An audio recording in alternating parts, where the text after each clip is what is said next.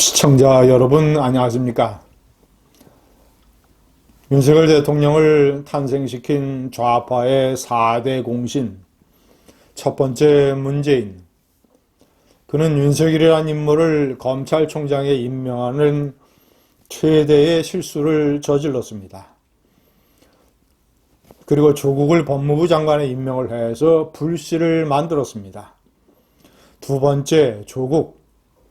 그는 단군 이래 최대의 거짓말장이 위선자라는 것을 국민들에게 증명을 해서 그를 단죄하려는 윤석열 검찰총장의 행동이 얼마나 의로운 것인가를 규정을 해줬습니다. 세 번째, 추미애. 그는 대통령을 대신을 해서 문재인 좌파 권력의 법무장관으로서 조국을 단죄하고 응징하려는 검찰총장을 공격을 하고 징계를 했습니다. 윤석열을 키워줬습니다. 윤석열이라고 하는 좌파 권력을 나중에 집어삼킬 수 있는 불길을 키워줬습니다. 마지막 네 번째, 좌파 매체 서울의 소리의 이명수 기자.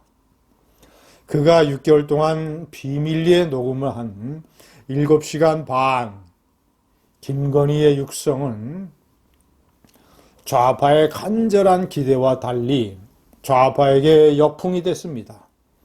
어닝 서프라이즈를 기대를 했지만 어닝 쇼크를 맞았습니다. 김건희의 생생한 육성이 공개가 돼서 저렇게 무방비 상태에서 얘기를 했는데 저 정도 얘기를 하면 대단한 여자다. 윤석열 후보가 가지고 있던 본부장 리스크를 한 번에 날려버렸습니다. 제가 여러 차례 전망한 대로 김건희 리스크가 아니라 김건희 역풍이 됐습니다. 그래서 윤석열 후보가 지지율을 반전할 수 있는 중요한 계기가 됐습니다. 시청자 여러분, 그 네 번째 공신 이명수 기자, 그리고 서울의 소리의 백은종 대표, 두 사람을 상대로 김건희 여사가 지난 1월 중순에 1억 원의 손해배상을 청구한 사실이 밝혀졌습니다. 서울의 소리는 팔짝 뛰고 있습니다. 7시간 반 녹취에서 드러난 집권을 하게 되면 저런 어떤 이 언론 매체는 가만히 두지 않겠다라고 김건희 여사가 편하게 얘기했던 것이 증명되고 있다.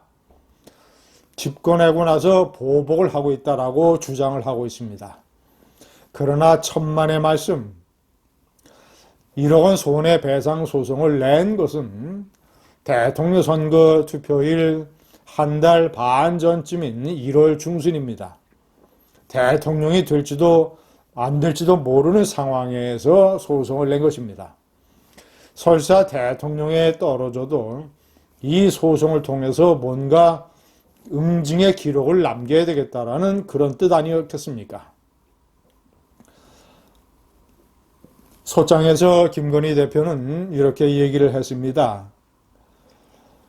비밀리에 녹음한 것을, 그러니까 법원이 가처분 신청해서 결정해서 얘기한 그 범위를 넘어서 공개를 한 것은 인격권, 명예권, 프라이버시권, 음성권을 침해한 것이다. 명쾌한 논리입니다. 김건희 여사는 남편 윤석열 후보가 대통령 당선인이 됐다고 해서, 그리고 대통령에 취임을 한다고 해서 이 소송을 취하해서는 안 됩니다. 끝까지 배상을 받아내야 됩니다.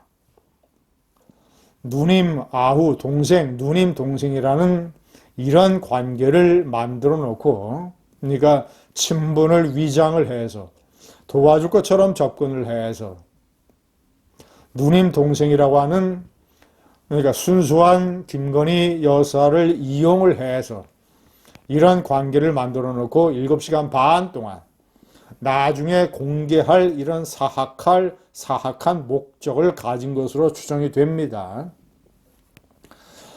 나중에 공개를 할 만한 내용, 윤석열 후보와 김건희 여사에게 불리한 내용을 질문을 하고 이랬던 것. 그리고 나중에는 이것을 MBC에 건네주고, MBC라고 하는 일종의 공영방송 공중파 방송인 정신이 나간 행위로 이따위 거를 보도하고, 나중에 서울의 소리가 또 보도하고, 이런 일종의 제가 표현을 하는 누님 사기 행각, 이것을 끝까지 응징을 하는 것은 좌파에 대한 공격, 좌파에 대한 어떤 단죄, 이런 차원을 넘어서 좌파냐 우파냐의 문제가 아니라 인간의 가장 기본적인 도리, 신의, 상대방의 순수한 뜻을 이용을 해서 자신의 정치적, 경제적 이익을 도모하기 위한 일종의 사기 행위로서 국민과 피해자를 기만하는 이런 행위는 철저히 응징을 해서 공동체의 가장 기본적인 가치인, 인간의 가장 기본적인 도덕 덕목인 인성, 품성, 신뢰, 이런 것이 얼마나 중요하고, 이런 것을 배반하는 인격 살인을 저질렀을 때 어떤 일이 벌어진가를 세상에 보여줘야 됩니다. 세 번째, 김건희 여사에 대한 국민들의 기대가 큽니다. 김건희 여사는 연예인급의 미모를 가지고 있습니다. 얼굴만큼이나 마음이 예쁜 영부인으로 남기를 간절히 기대합니다. 과거 유영수 여사가 그랬던 것처럼. 네 번째, 선거일 3일을 앞두고 이것도 신앙림 전 언론노조 위원장이 김만배와 지난해 9월 달에 녹취한 것을, 이것을 선거일 3일 앞두고 공개를 했던 사실. 김만배가 나이가 8살이 언론계 8년 선배인 신앙림 위원장과 대화를 하면서 자신을 형이라고 했던 것, 이것이 말이나 되는 부분입니까? 이것은 왜곡과 조작, 혹시 이런 혐의가 있는 것은 아닌지 철저하게 파헤쳐야 됩니다. 철저하게 수사나 조사를 통해서 이것 또한, 김만배 녹취록 또한 세상에 진실을 공개하고, 그 뭔가 조작이 있고 뭔가 사기의 혐의가 있다면 의당, 형사적, 민사적 책임을 이들이 져야 할 것입니다.